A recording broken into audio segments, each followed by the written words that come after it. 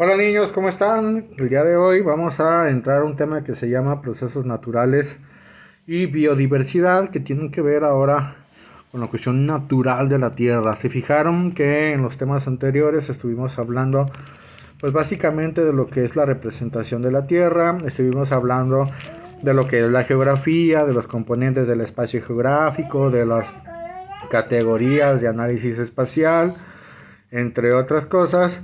Y ahora pues vamos a entrar a la parte física que tiene la geografía. La parte física esa que nos permite conocer, por ejemplo, nuestro tipo de suelo, el porqué de los movimientos de la tierra, la estructura interna, la biodiversidad entre regiones naturales, entre otras cosas. Y vamos a iniciar precisamente con esto de los procesos naturales y biodiversidad, en donde el primer tema que vamos a revisar va a ser la estructura interna de la Tierra.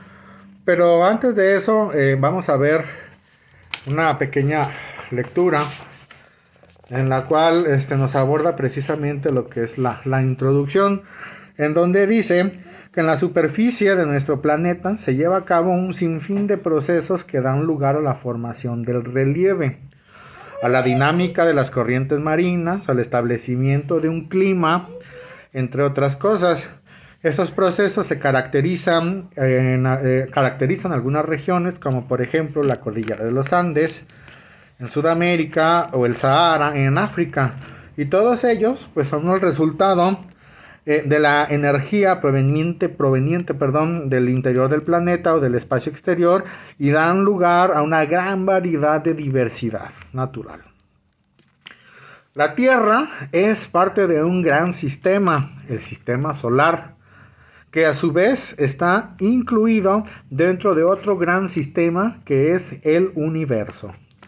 La geósfera, que es un sistema que está compuesto por 4 subsistemas, que es la litosfera, la hidrosfera, la atmósfera y la biosfera, las cuales albergan un gran número de subsistemas, y todos ellos funcionan de manera conjunta para dar lugar a los procesos y sus respectivos resultados que dan forma al mundo en el que la especie humana se desarrolla. Ese mundo donde nosotros estamos viviendo, ese mundo donde nosotros vivimos, nos desarrollamos, explotamos sus recursos, pues todo esto se da a partir precisamente de toda la energía que se libera de la parte interna de la Tierra y de procesos que vienen del espacio exterior. Porque, por ejemplo, alguno de ustedes puede imaginarse que las mareas, por ejemplo, se generan a partir de la luna. La luna es la responsable de que nosotros tengamos mareas. O las olas del mar, que son generadas por la fricción del viento, ¿sí? O, por ejemplo, los cerros, las cordilleras, las sierras, las montañas, pues se generan a partir de un movimiento interno de las placas tectónicas que tiene la Tierra, ¿sí? O algunas depresiones que también se generan precisamente por esta situación. Entonces quiere decir que todos estos procesos que se dan dentro de la Tierra pues tienen que ver justamente con la estructura interna y con las cuestiones del espacio exterior.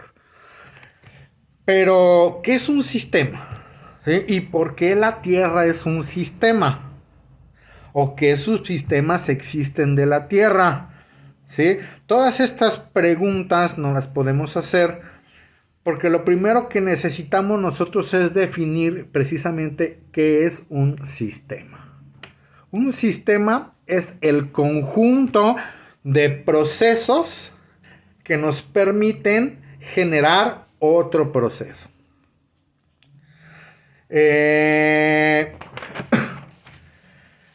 Y entonces, todos estos sistemas que vamos a tener dentro de nuestra Tierra, pues le van a dar lugar a nuestro paisaje. Todo esto que sucede al interior de la Tierra y al exterior de la Tierra van a generar el paisaje que nosotros podemos observar alrededor de nosotros, ¿sí?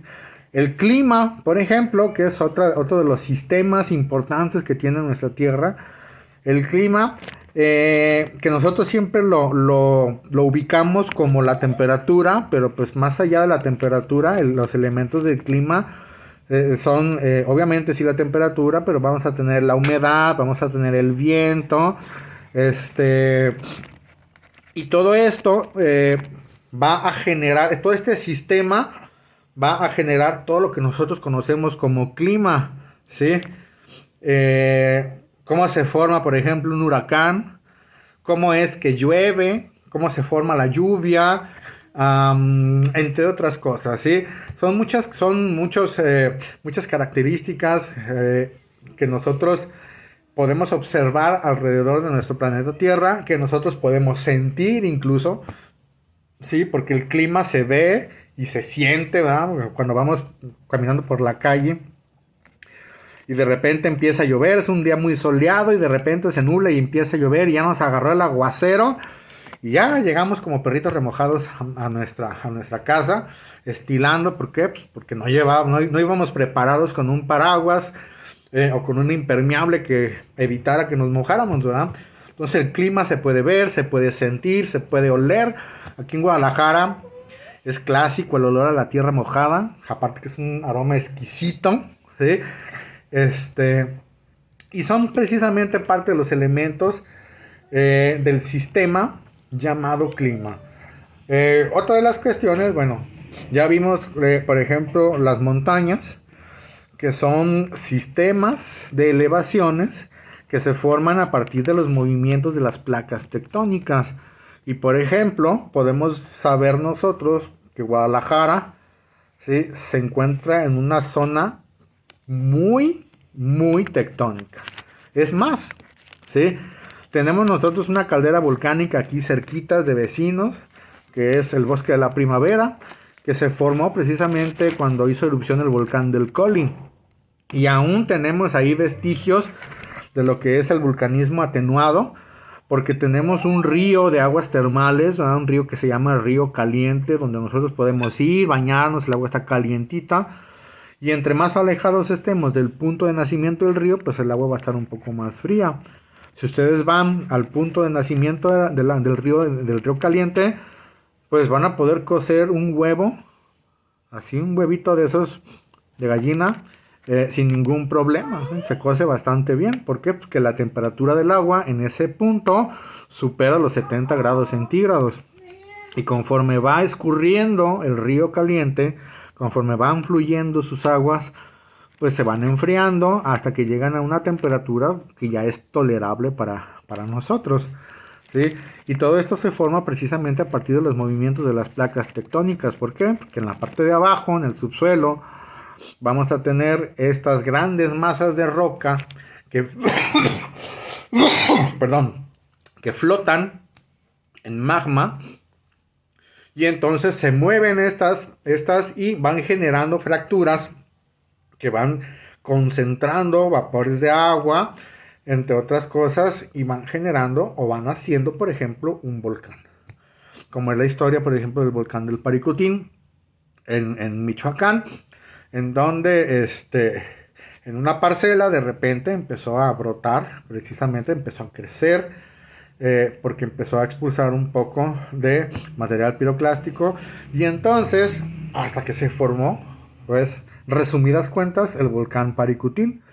Luego hizo erupción y hay una historia bastante buena en torno a este volcán. Y si ustedes en alguna oportunidad pueden viajar al estado de Michoacán, al pueblo de San Juan, pues ahí van a poder ir al Malpaís, caminar por el Malpaís hasta llegar al volcán, subirlo, bajarlo, ir a San Juan Viejo, ver la torre de la iglesia que quedó asomándose entre los cúmulos de lava de aquel momento. Y bueno, es algo fantástico. Yo van 2 veces que voy y hago ese recorrido, y es muy, muy grato, muy agradable. Aparte del bosque de pino que se genera ahí, otro tipo de interacciones del clima que van formando vegetación secundaria dentro del Malpaís.